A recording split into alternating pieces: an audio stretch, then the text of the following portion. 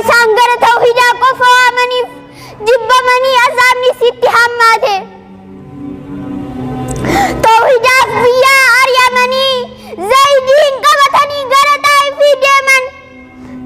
Garuu Abu Jahli ganda hunda keessa dhaabbata. Achittis daa'imaaf maraattuu itti erganii adakaadhaan darbatanii qaamni isaanii dhiige.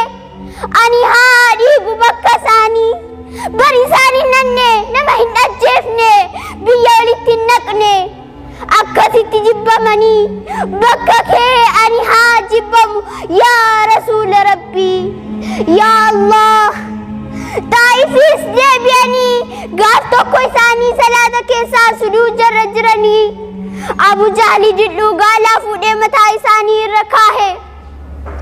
Mataa ol qabachuu dadhabanii kuffaarri mushrikaa ta'anii qubaan walitti mul'isaa itti kolfaa turan.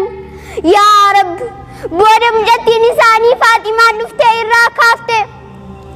Tawhiiduma kanaaf jedhanii biyya isaanii kan akkaan jaalatan Makkarraa kara Madiinaa godaanan. Karaa kana keessattis cinqii baay'eetu isaan qunname.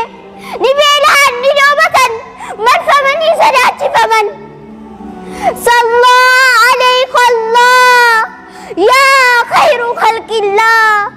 Sahaabonni hedduunis tawhiiduma kanaaf jedhanii azaaba jajjaba argan. Bilaal jabaan biyya keenyaa Rabbitti amannaan gammoojjii biyya Makkaa keessatti kan namni isaan birmatu hin jirre sanitti dhakkaa ba'aan isaa hammeenya namoota hedduun baatamee laphee isaa irra kaahan. Achittis cinqaa addaa dhabdame. Ahad jechee qofa deddeebisee hubad jechuun tasuma afaan isaa irraa hin baane.